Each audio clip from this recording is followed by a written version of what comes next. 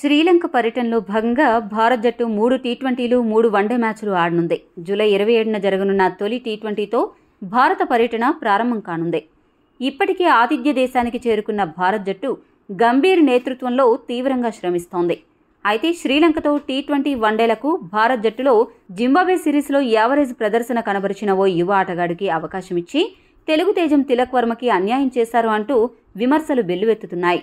ఆ వివరాలు చూసుకుంటే, జింబాబ్వే టీ20 సిరీస్తో టీమిండియాలో అరంగేట్రం చేసిన పరాగ్ తన మార్కును చూపించలేకపోయాడు. దారుణంగా విఫలమై విమర్శలు ఎదుర్కొన్నాడు. జింబాబ్వే సిరీస్లో 3 మ్యాచ్లు ఆడిన పరాగ్ కేవలం 25 పరుగులు మాత్రమే చేశాడు.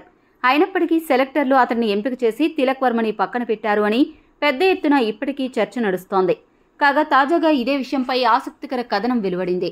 ఆ రిపోర్టు ప్రకారం శ్రీలంకతో సిరీస్లకు తొలుత హైదరాబాదీ ఆటగాడు తిలక్ వర్మను ఎంపిక చేయాలని సెలెక్టర్లు భావించారు. కానీ తిలక్ వర్మ గాయపడ్డంతో పరాగ్ను అతడి స్థానంలో ఎంపిక చేయడం జరిగింది. పరాగ్ కూడా చాలా టాలెంటెడ్. అతడికి అద్భుతమైన ఆల్రౌండ్ స్కిల్స్ కూడా ఉన్నాయి. చాలా విషయాల్లో అతడు గతం కంటే మెరుగయ్యాడు. ఇప్పుడు అతడి ఆట తీరు పూర్తిగా మెరుగైంది. అంతేకాదు, పరాగ్ అద్భుతమైన ఫీల్డర్ కూడా. అయితే సెలెక్టర్ల దృష్టిలో పరాగ్ కంటే ముందు తిలక్ వర్మను ఎంపిక చేయాలనే ప్రతిపాదనే ఉంది. కానీ తిలక్ వర్మ గాయపడ్డంతో రియాన్కు మార్గం సులభం అయింది.